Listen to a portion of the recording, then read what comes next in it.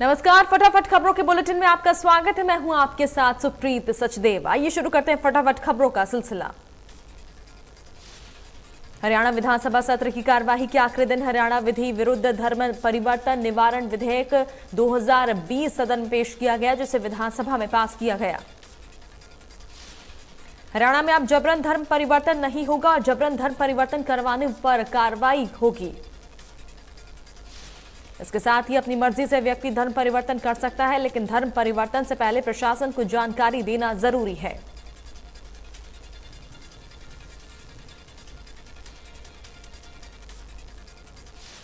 सदन में विधायक नीरज शर्मा ने के निगम में भ्रष्टाचार का मुद्दा उठाया। नीरज शर्मा ने कहा कि एक ही ठेकेदार को 200 करोड़ का काम दिया गया।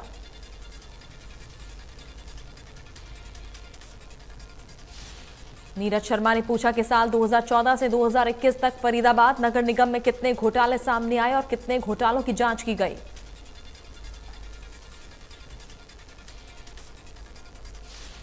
शहरी निकाय मंत्री कमल गुप्ता ने नीरज शर्मा का जवाब दिया और कहा कि जो दोषी होगा बख्शा नहीं जाएगा। डिप्टी सीएम दुष्यंत चौटाला ने नीरज शर्मा को जवाब देते हुए कहा कि 6 महीने में नए केस की जांच पूरी होगी।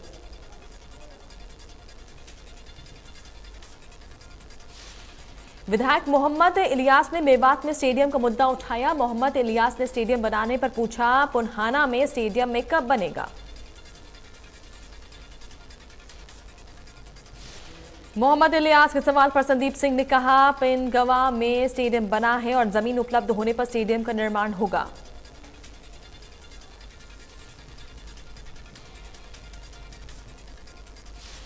कांग्रेस विधायक शीशपाल ने श्रम और रोजगार का मुद्दा उठाते हुए कहा, मजदूरों का पंजीकरण रोका गया, जिसकी वजह से मजदूरों को परेशानी हुई।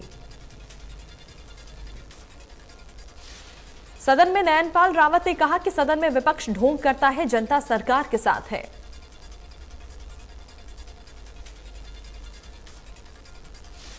कांग्रेस विधायक अमित सिहाग ने पूछा, उन किसानों का गांववार ब्यौरा क्या है जिन्हें साल 2021 में जिला सिरसा में पिंक कैटरपिलर और बेमौसमी वर्षा के कारण अपनी क्षतिग्रस्त फसलों के लिए मुआवजा दिया जाना है।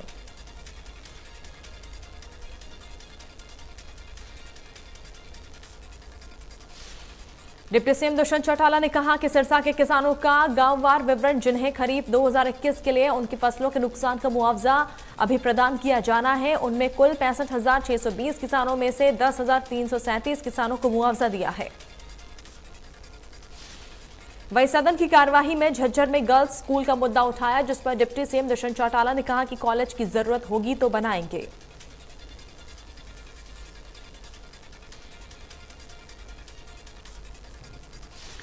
विधायक भारत भूषण ने भ्रष्टाचार का मुद्दा उठाया, जिस पर सीएम मनोहर लाल ने कहा, भ्रष्टाचारियों को हमने पकड़ा है। सीएम मनोहर लाल ने कहा, भ्रष्टाचार किसी भी कीमत पर बर्दाश्त नहीं किया जाएगा। मंत्री जेपी दलाल ने कहा, गलती मिलने पर किसी को भी बख्शा नहीं जाएगा। मंत्री जेपी दलाल ने कहा, विजिलेंस से जांच करवाई जाएगी, जहां अनियमितता होगी वहां कार्रवाई होगी। मंत्री जेपी दलाल ने कहा, अपराधियों को बचाने का काम पूर्ववर्ती सरकार करती थी, हमारी सरकार अपराधियों को सजा देती है। रूस यूक्रेन के बीच जंग का आज 27वां दिन है। जानकारी के मुताबिक यूक्रेनी सेना ने मारियोपोल में रूस के एक सीनियर नेवी कमांडर को मार गिराने का दावा किया है। रूस यूक्रेन के बीच छिड़े महायुद्ध का आज 27वां दिन है। आज भी रूसी सेना लगातार यूक्रेन की राजधानी कीव पर बमबारी कर रही है। अन्य कई शहरों में भी रूसी सेना के हमले से धमाके हो रहे हैं। रूस और यूक्रेन के बीच चल रहे इस युद्ध में अब तक 10,000 रूसी सैनिक मारे जा चुके हैं। आज भी रूस यूक्रेन के शहर मारियोपोल पर हर 10 मिनट में बमबारी कर रहा है। ये जानकारी यूक्रेनी अफसर ने दी है। वहीं यूएन का दावा है कि रूस के हमले की वजह से अब तक 33 लाख से ज्यादा लोगों ने यूक्रेन को छोड़ दिया है। इस बीच यूक्रेन के राष्ट्रपति व्लादिमीर जेलेंस्की ने नाटो से 2 टूक लहजे में सवाल पूछा है कि अब नाटो ये बात साफ करे कि वो यूक्रेन को अपने अलायंस में जगह दे रहे हैं या नहीं।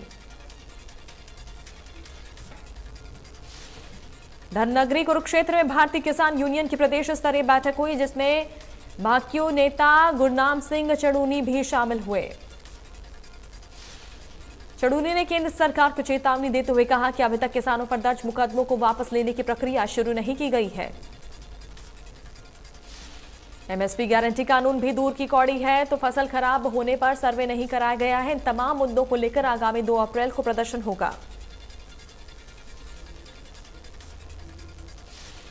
सिरसा की चौधरी देवीलाल विश्वविद्यालय में आयोजित 50वीं सीनियर नेशनल पुरुष हैंडबॉल चैंपियनशिप के तीसरे दिन कई लीग मुकाबले हुए। बुधवार को सेमीफाइनल मुकाबले होंगे और गुरुवार को प्रतियोगिता का फाइनल मैच होगा। फाइनल में प्रदेश के उप मुख्यमंत्री दुष्यंत चौटाला शिरकत करेंगे।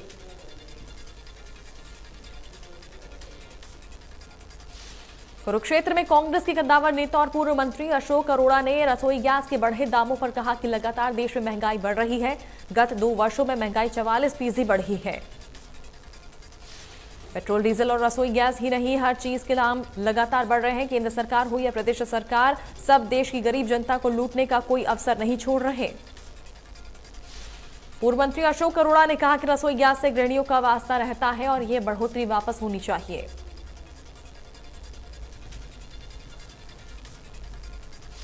भिवानी में national women's cum merit scholarship परीक्षा मामले में कथित लापरवाही बरतने के आरोप पर 100 के करीब स्कूलों को कारण बताओ नोटिस जारी किए। 20 मार्च को परीक्षा के दौरान लापरवाही के चलते स्कूल प्रमुखों के खिलाफ कार्रवाई की बात कही गई। बोर्ड अध्यक्ष डॉक्टर जगबीर सिंह ने इसकी पुष्टि की। कोरोना संक्रमण की वजह से 2 साल बाद सूरजकुंड मेले में देश विदेश के हस्तशिल्पकारों का जोश पहले से कहीं ज्यादा दिख रहा है, लेकिन पर्यटकों की संख्या पहले जैसी दिखाई नहीं दे रही।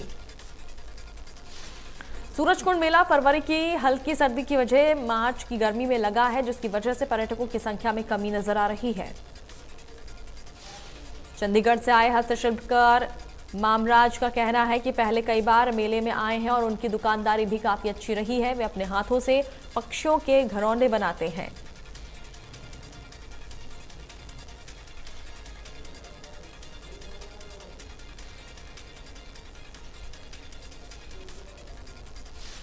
सरकार की योजनाओं को गति मिलने और दफ्तरों में आम जन के कार्यों में कोई लेट लतीफी ना हो, इसके लिए सरकार ने डिस्ट्रिक्ट लेवल विजिलेंस कमेटी को एक्टिव किया। इसके तहत एसडीएम दिलबाग सिंह ने नगरपालिका का औचक निरीक्षण किया और कर्मचारियों द्वारा किए जा रहे कार्यों की जानकारी ली। जुवेनाइल जस्टिस एक्ट 2015 की अनुपालना सुनिश्चित करने के उद्देश्य से भिवानी के लघु सचिवालय में 1 दिवसीय कार्यशाला का आयोजन किया गया। बड़ी संख्या में अधिवक्ता, स्टेक होल्डर, पीएलबी, पुलिस सहित सामाजिक संस्थाओं से जुड़े लोगों ने इसमें हिस्सा लिया। प्रधानमंत्री नरेंद्र मोदी ने विश्व जल दिवस पर जल बचाने का संदेश दिया। पीएम ने ट्वीट कर कहा, माताओं और बहनों के जीवन को आसान बनाने में जल जीवन मिशन अत्यंत प्रभावी साबित हो रहा है। जल शक्ति मंत्रालय ने ट्वीट किया, पीएम मोदी जी के नेतृत्व में जल जीवन मिशन के अंतर्गत 2.5 वर्षों में 6 करोड़ परिवारों तक नल जल कनेक्शन प्रदान किया गया।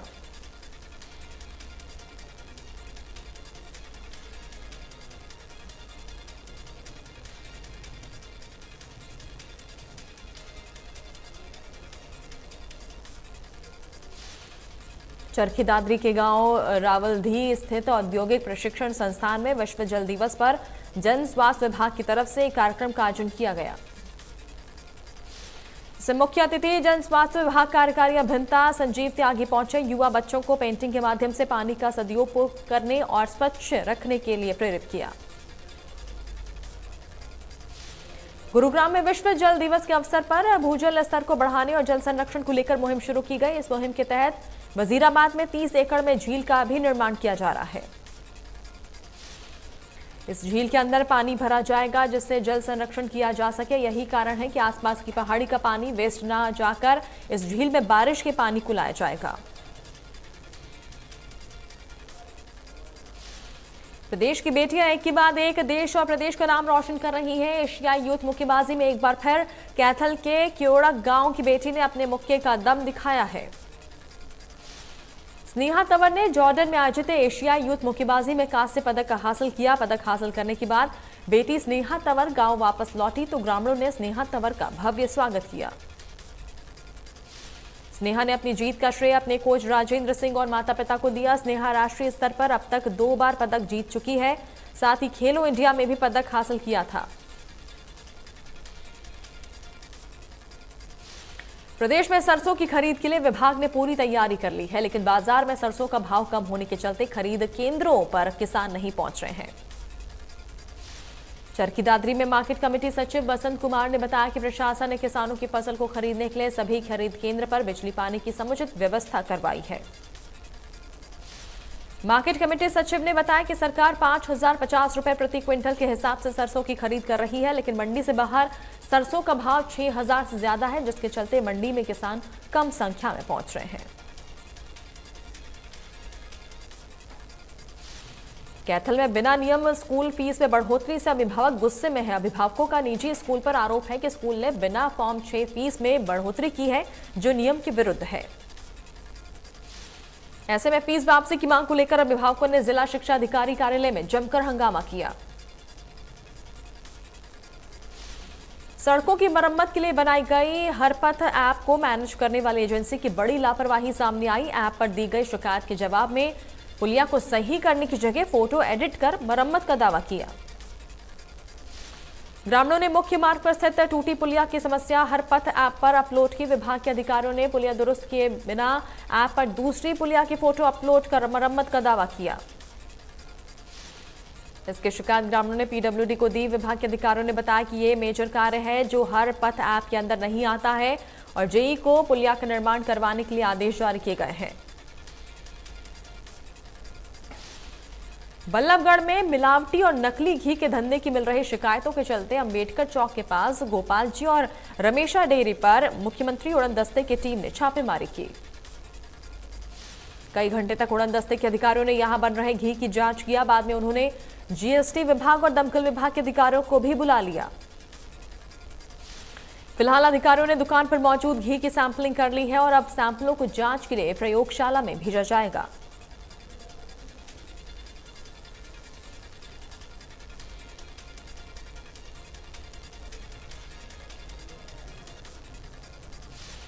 सोहना में एक बंद मकान से चोरों ने लाखों रुपए के जेवरात और नकदी चोरी कर ली। वहीं देवीलाल स्टेडियम के करीब 5 दुकानों के एसी पाइपों को चुराकर दुकानदारों को हजारों का चूना लगा दिया।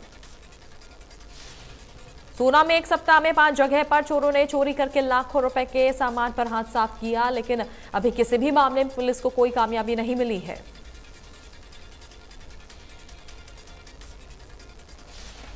हत्या के मामले में 16 फरवरी को अंबाला नगर निगम की पार्षद रूबी सौदा सहित 8 लोगों पर मामला दर्ज किया गया था।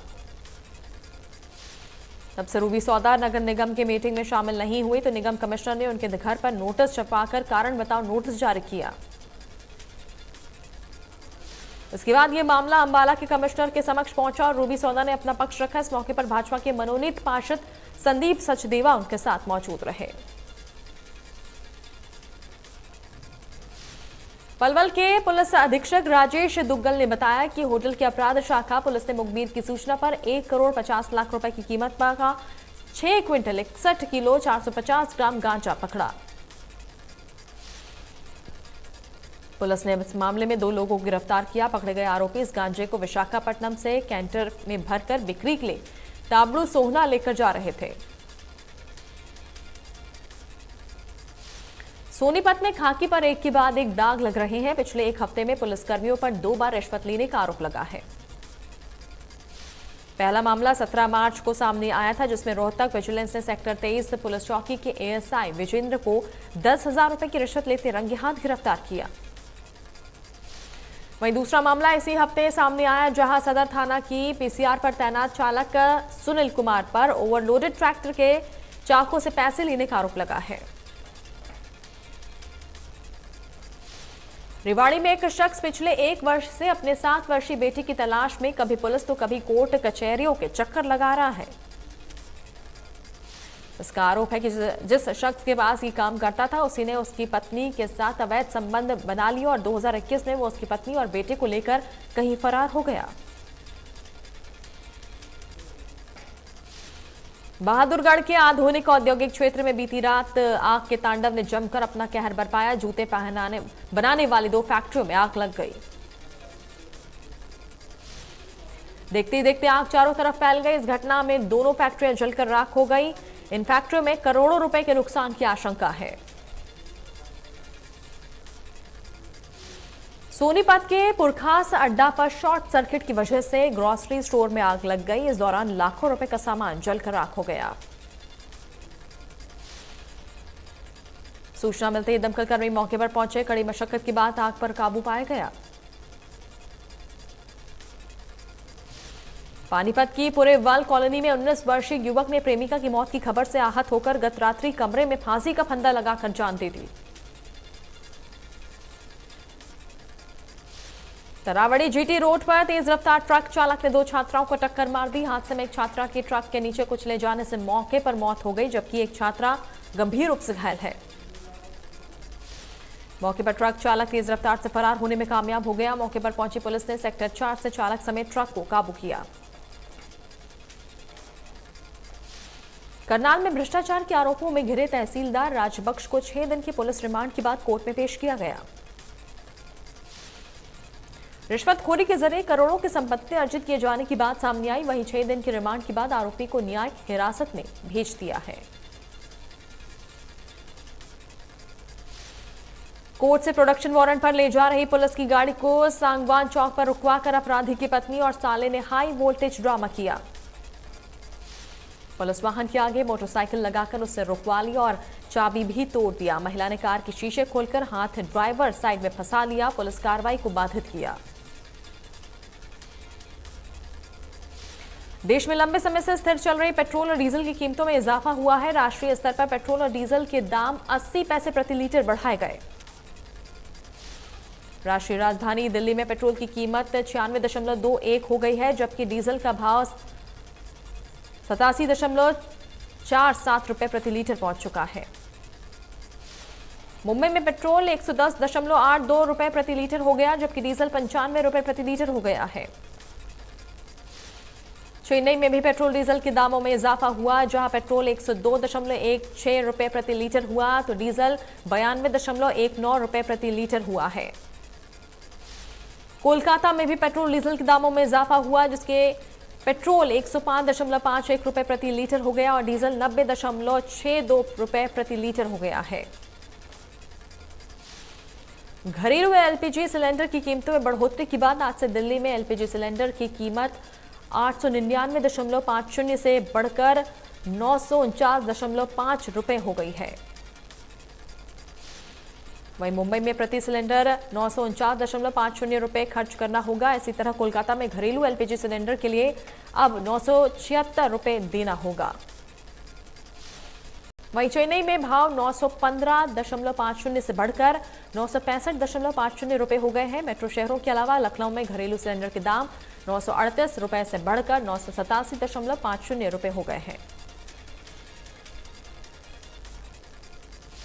देश में पिछले 24 घंटों में कोरोना वायरस के 1581 नए केस सामने आए और 33 लोगों की मौत हो गई। हरियाणा में कोरोना के 58 नए मामले सामने आए और एक मरीज की कोरोना से मौत हो गई। एक्टिव केस 360, 144 मरीजों ने कोरोना को मात दी।